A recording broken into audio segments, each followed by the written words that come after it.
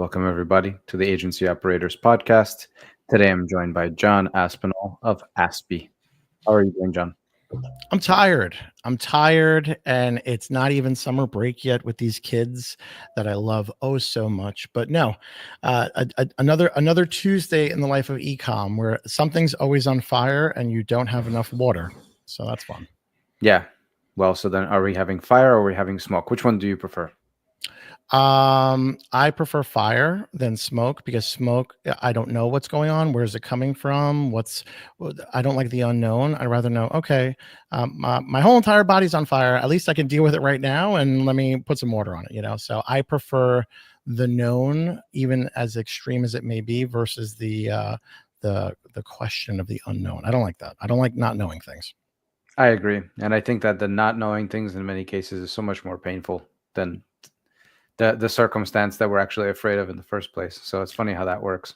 Just shoot me straight. Just tell me exactly what's the problem. I always like to ask going into any situation, and I don't consider this pessimistic. I consider it like realistic. Like I don't go into things like, what's the best possible outcome? I immediately go to, what's the worst thing that can happen here?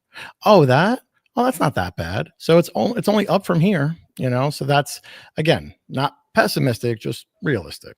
Yeah, just set low expectations so you're always in surprise. You're always pleasantly surprised by everything.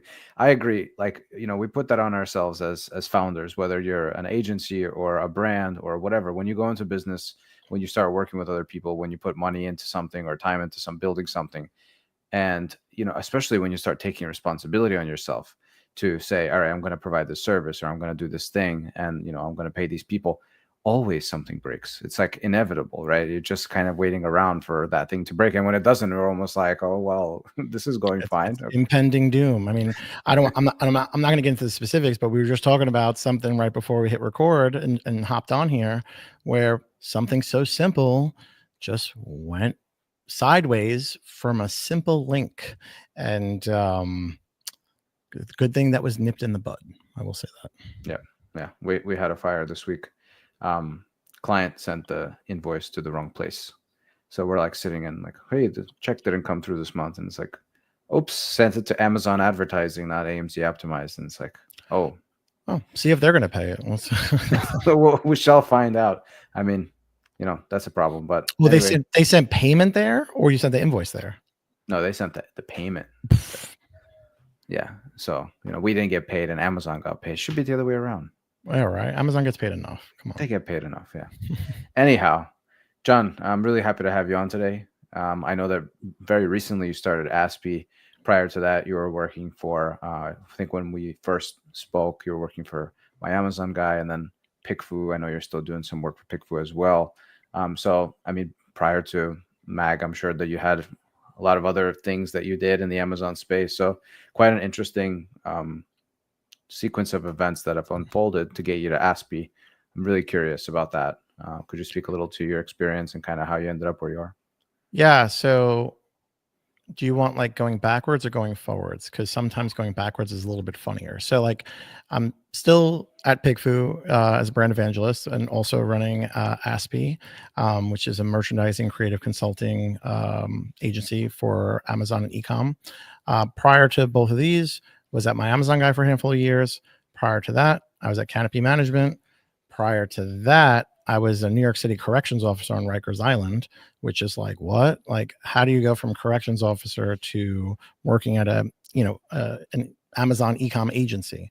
The funny thing is my world before corrections, because I was only there for about 4 years because I couldn't take it, came from ecom. So I think my very first job out of college was working for 3 Russian guys over a deli here in Staten Island that did automotive restyling parts.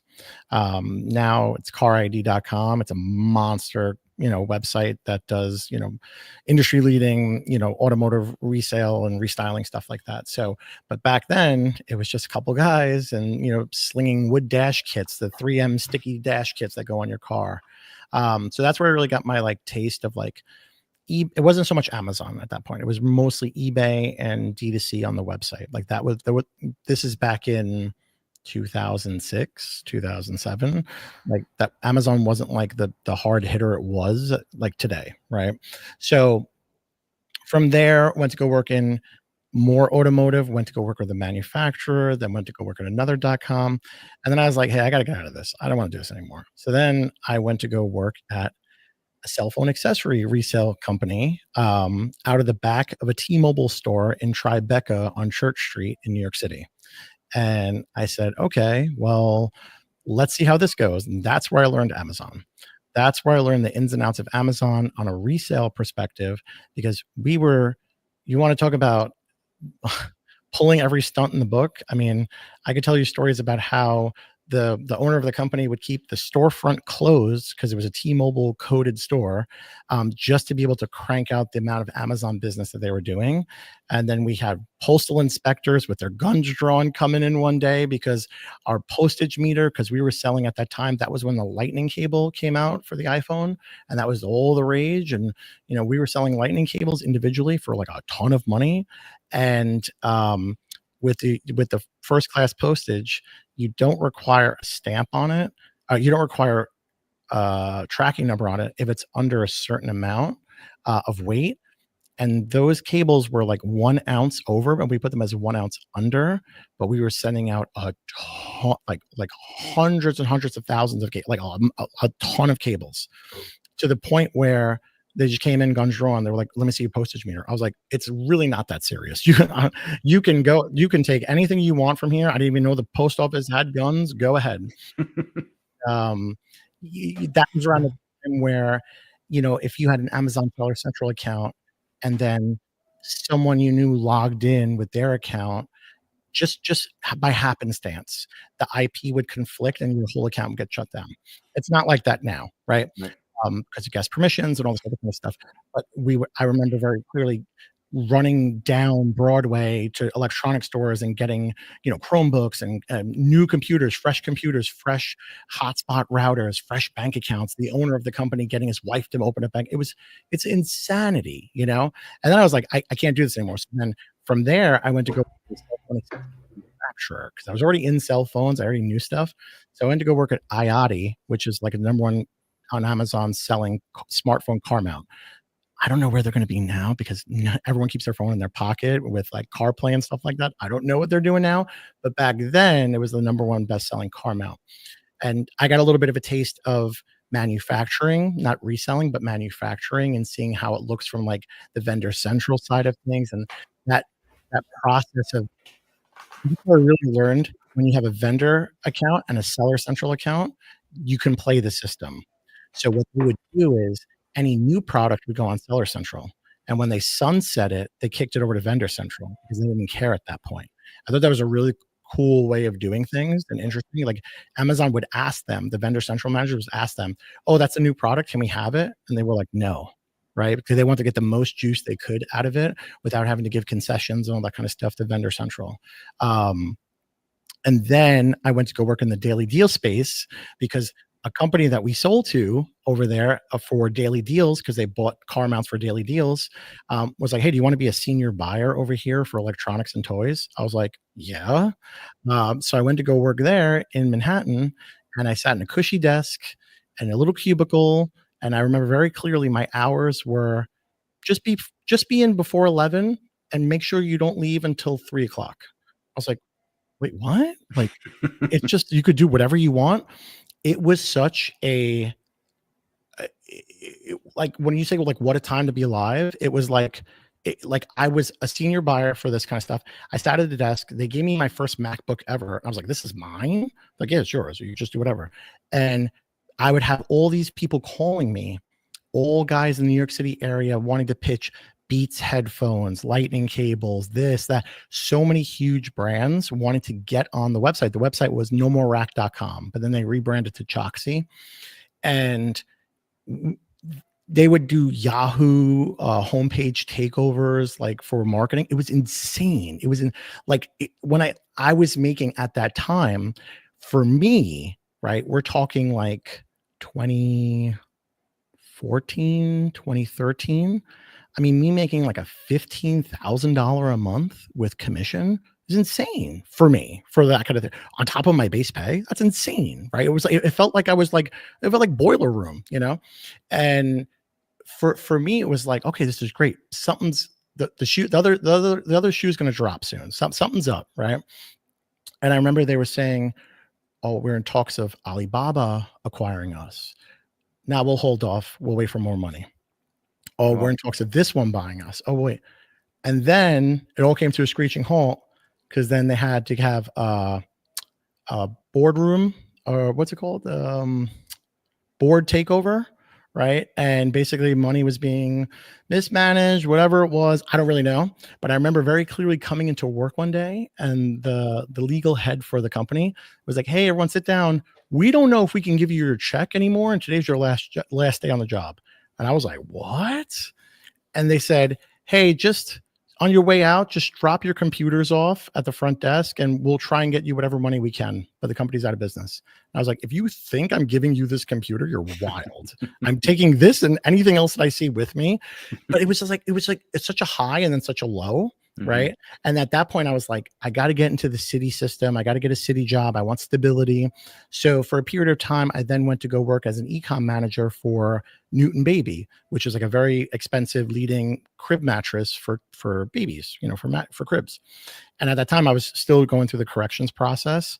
And I remember very clearly that the owner, super nice guy, for Newton Baby was like, I told him, I was like, hey, I'm going to have to give my 2 weeks notice. He's like, why? Was something wrong? I'm like, no, I'm going to go work as a corrections officer. He's like, you're going to go to jail?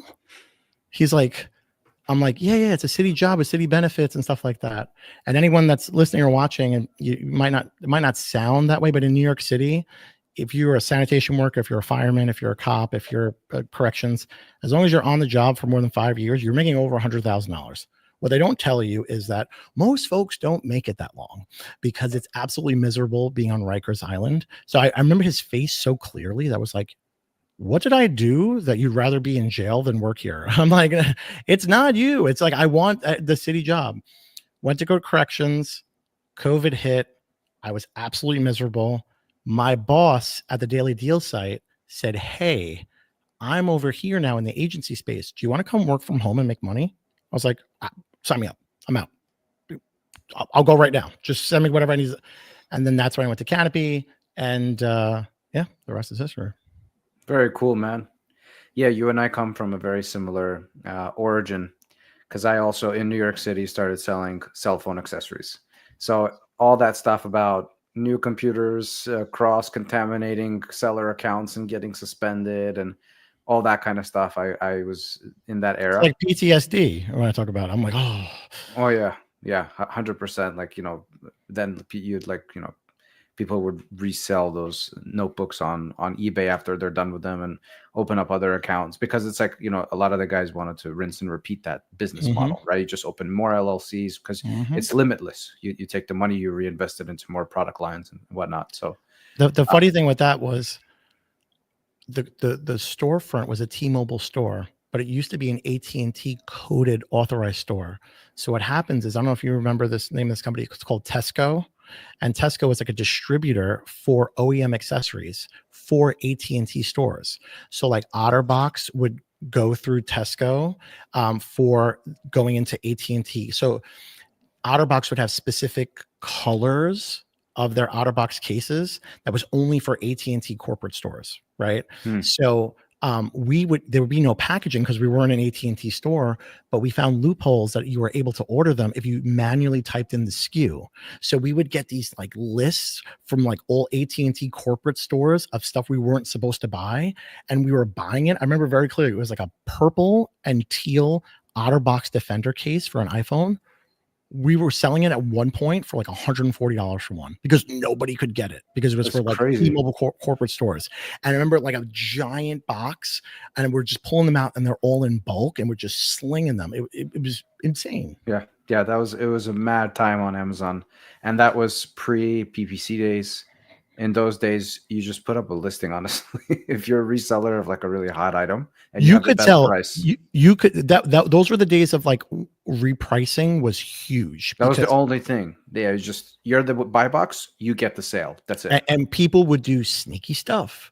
People would have repricers and they wouldn't know how to properly do them because certain people wouldn't put the floor Yeah. properly on the repricer. So what they would do is at nighttime, they would drop their price and test and see how low yours would go.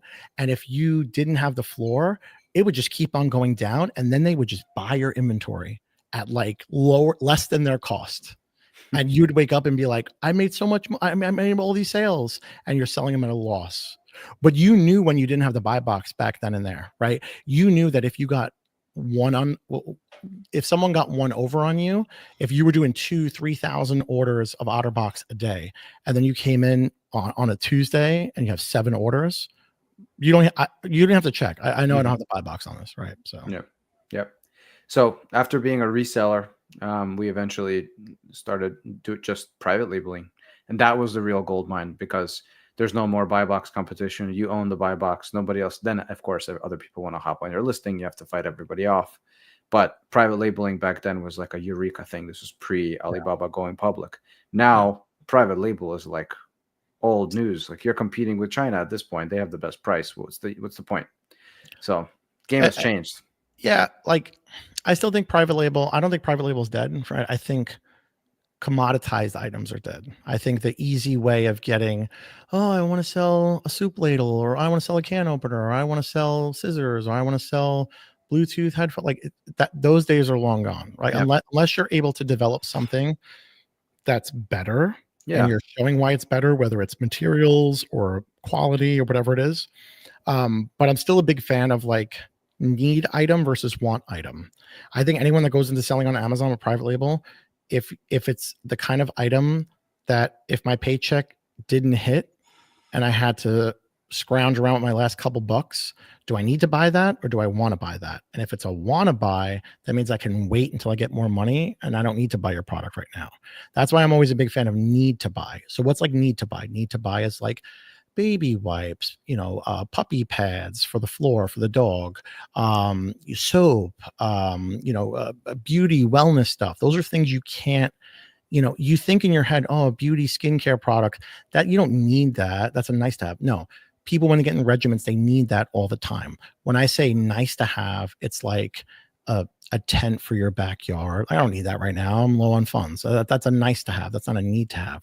Oh, wait, my toilet paper roll in my bathroom broke. Well, I need that now. Like I'm not going to sit there and hold my toilet paper, I love it. Yeah. I think that you have to have some type of innovation. Like it's so easy right now with these AI tools to go and do some kind of scan on the reviews to find opportunity and then just try to develop that. I think too many people right now are still like in these days from maybe 5 years ago. I mean, this stuff moves fast, where everybody was trying to sell you courses on how to sell on Amazon. And they just said, yes, stick a label, go on 99 Designs, pick a logo you like, slap it on some product that you can find, and then just sell it. Yeah. So yeah, that's long gone. I mean, you really have to think outside the box. You have to be creative, and it costs more money than ever to get ahead and to break into the market. So it's just like really pay to play more than ever. And whereas that's why I tell people, I tell them, my friends come up to me and they say, John, you work for Amazon, right? I hate that. I hate when people do that. I hate when people do, oh, you work for Amazon. So what's going on? I don't work for Amazon. I'm like, please, no. Everyone misconceived idea of like people in e-com and selling on Amazon or helping people with Amazon. You work for Amazon. But they always come up to me and they say, I want to make money on Amazon too. What should I sell? You know everything. What should I sell? And I said, I don't know everything you should sell. I'm not a brand owner. I give brand owners that sell on Amazon a ton of credit because I don't want that stress. I got enough stress in my life. I don't need the stress of having to put something out there, all my equity in something, and if one person has to come under me for $1 less than me, I'm screwed. Like I give brand owners on Amazon in 2025 a lot of credit because I could not do it and I would want to do it. But I always tell people when they ask me what should I do, I say small, light, and cheap. Mm-hmm. Those are your like parameters for getting started on Amazon. There's a lot of gurus out there that say, no, go for high ticket items, go for the $150 price point, the $100 price point, go for this, go for. that's cool if you're more seasoned, but if you're not, you don't know how to juggle long-term storage fees, you don't know how to juggle pricing, you don't know how to juggle PPC, you don't know how to juggle any of that kind of stuff, right? And then what about logistics and freight and all that kind of stuff? You're going to wait 6 to 8 weeks. What if you go out of stock and your BSR tanks? What are you going to do? Yeah. So that's why I tell people, and I was talking to someone a couple months ago, and they actually wound up launching it, and they're doing well.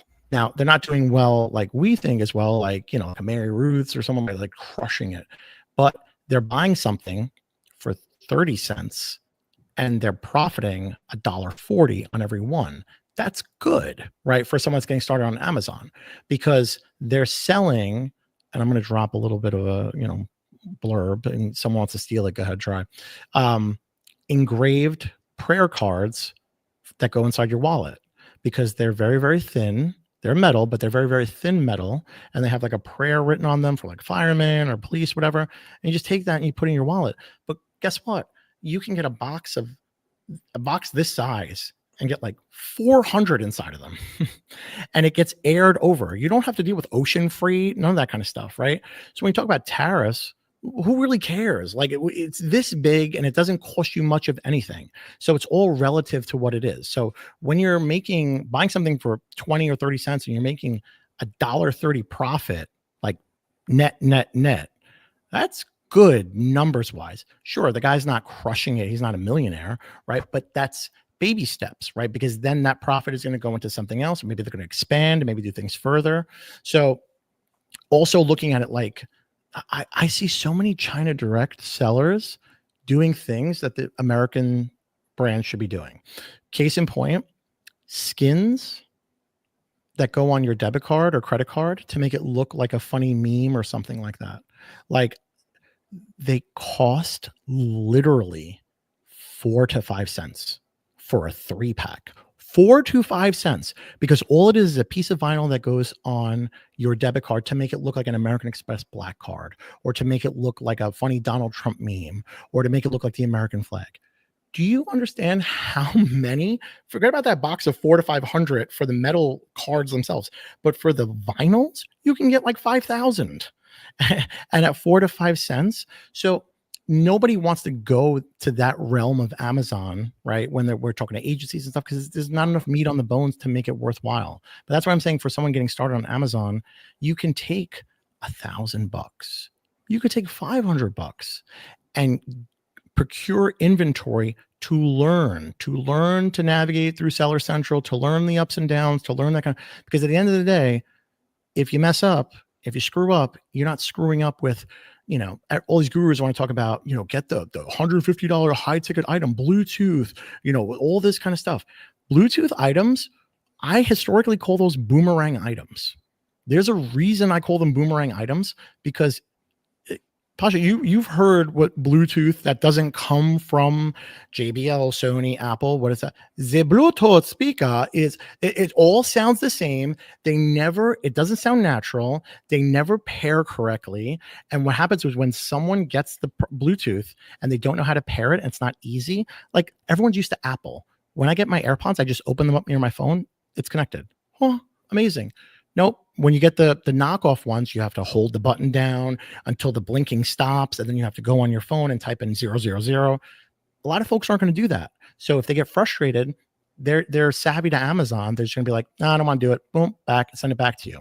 That's why Bluetooth, anything Bluetooth, I would stay away from. Like, yeah, also compliance. Like you have to have paperwork now from the FCC is regulating all this Bluetooth stuff coming from China. You have to provide Amazon compliance paperwork that says that you have the chip ID or something like that. It's not worth it. Unless you're NutriBullet, unless you're like Cuisinart, like that's your business. The other thing too is everyone thinks that the baby category, baby is booming. There's so much compliance now in the last couple of years around baby products, like bibs, baby bibs, or pacifiers, or chew things for babies. You have to have so much testing done over and over on it to not get suppressed, restricted, taken down, stuff like that.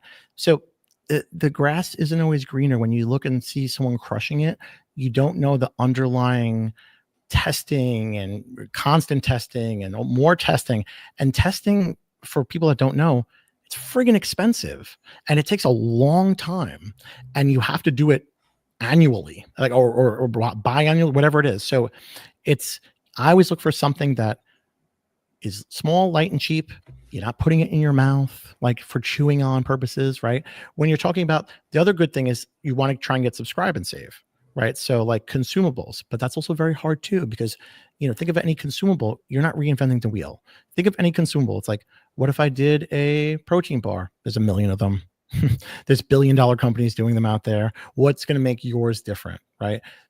A lot of times people fall in love, they romanticize about the product and they forget about the actual business. Yep. They're like, oh no, this is the perfect water. It's been filtered through the Appalachian mountains and a deer kissed the side of it. You guys don't know. This is perfect. But no one cares. No one cares and no one wants it. And they fall in love with the product and they forget the fact that they're there to sell and make money. So tell me about the hero image. So I know that you're one of the top guys in our space when it comes to conversion rate for Amazon listings, specifically focusing on the first image and then maybe some of the second, third, fourth. But the hero, I know that's gold, right? Because that's the main thing that everybody sees even before they click. So that thumbnail and everything, the way that appears, like when people are comparing listings, like it's really front and center. So what would you say is the absolute best way to get the biggest squeeze for that hero image? I think it's important to know what SERP you land in, because you could be in a 1-by SERP or a 5-by SERP. So like if you're in electronics or electronic accessories, it's a 1-by SERP.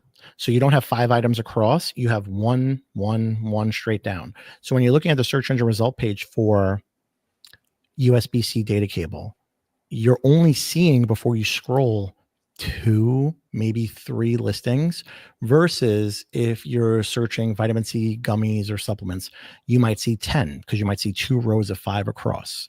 So I think it's super important to know where you land on the SERP and then seeing what it looks like. A lot of people, they design in a vacuum and they'll have graphic designers and they'll just have that one image in their face and they don't only zoom it out. They're looking very, very closely. Look, we're putting this perfect thing here.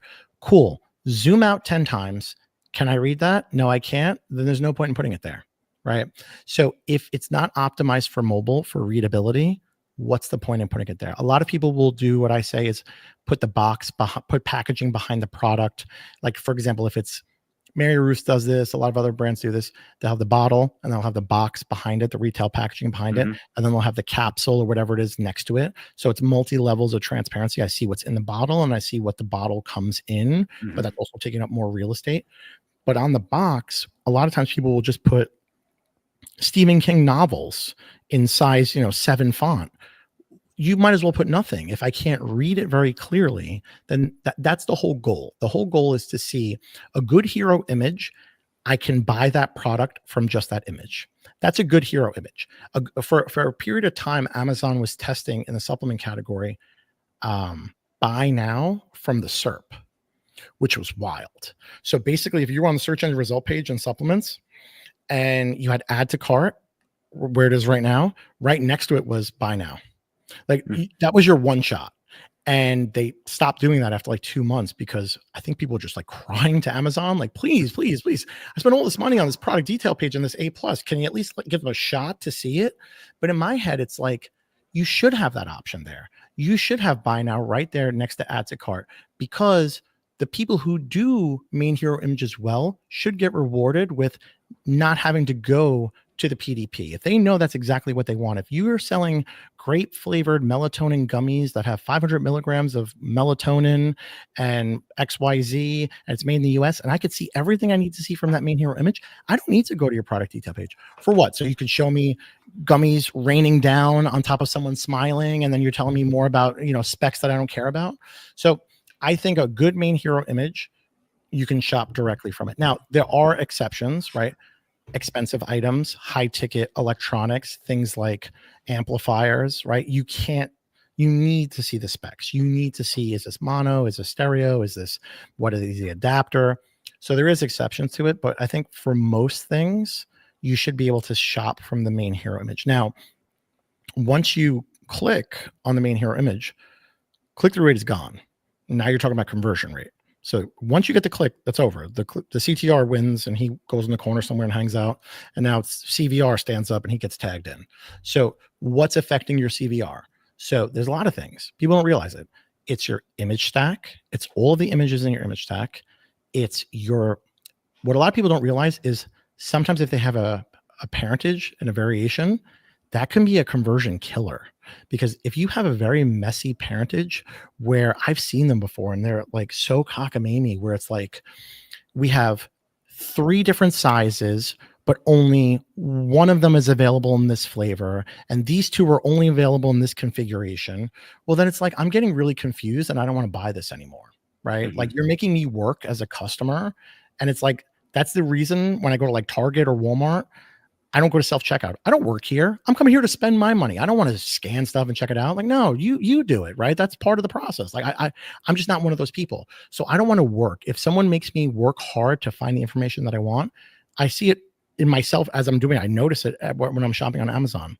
By the way, I'm on my computer probably 20 hours a day. I have never made one purchase on my computer on Amazon. It's crazy. I've never made one purchase on my computer in the last 5 years. Every single purchase that I make is directly on my phone. You know why? Why? Because it's like, oh, I need this. Gotta have it. I need this. Gotta have it. Right. I'm never just like, I don't sit down at my desk and I'm like, I have a little like grocery list of like, okay, here's what I have to buy today. Right. I always buy as it's needed. So if we need more, laundry pods, it's as I'm running out of them doing laundry and I just go on my phone, order them. Right. So the journey never makes it back to my computer because I have the brain of like a caffeinated squirrel. Like it's going to be like, I'll forget about, by the time I get to my computer and then I have to do work and stuff. So for me, and I think a lot of other shoppers, it's the convenience of it's in my hand. I'm just going to, I need that. I'm going to order it. So now knowing that, everything we just talked about needs to be dialed in even further, because if you think your main hero image looks good on the desktop, cool. How does it look on mobile? Is it not readable on mobile? And if it's not readable on mobile, fix it. So I always tell people optimize for mobile first, because what's the worst thing that could happen? Oh, it's too big on desktop. So what? So people could see it easily. That's fine. Always optimize for mobile, especially since a huge percentage or portion of sales is coming from mobile. What I did notice, there were some statistics out there that said mobile has a lot of traffic, but desktop still has more purchases. Mm-hmm. I don't know where I saw that. I thought that was a weird concept, because who goes on their phone to just browse and then it's like, nah, I'll wait till I get back at my computer to buy it. It's weird. I don't know anyone that does that. Well, I like that format, John. If somebody wanted a little bit of help doing some of this testing and kind of figuring out these configurations and maybe creating some of the content or getting advice on this, is that what you do? And if so, how can people find you?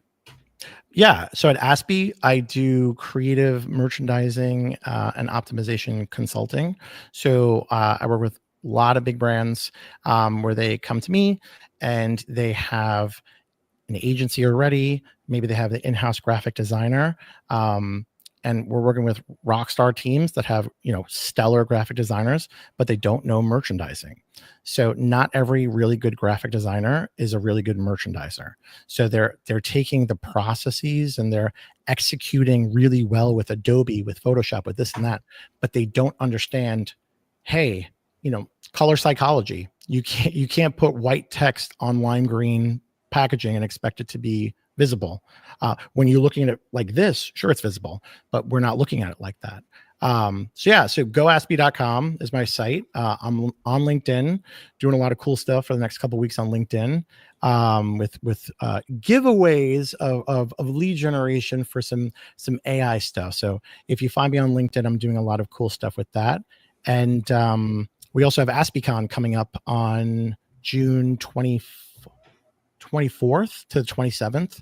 So it's 40 plus speakers. Pretty much everybody knows, 40 plus speakers talking only about creative assets, designs, merchandising. So it's the first one of its kind. and it's only $8 for 4 days of 40 speakers. I mean, that's cheaper than a salted caramel latte from Starbucks that everyone's drinking. Wow, that's good value. Go check it out, everybody. All right, John, I appreciate the nuggets of gold that you shared here today. I thought you said negative gold. I said, excuse me. No. No, nuggets, good nuggets. Yeah, maybe even some diamonds in there too. Maybe. So yeah, everybody go check it out, and we'll catch you on the next one. Thanks again, John.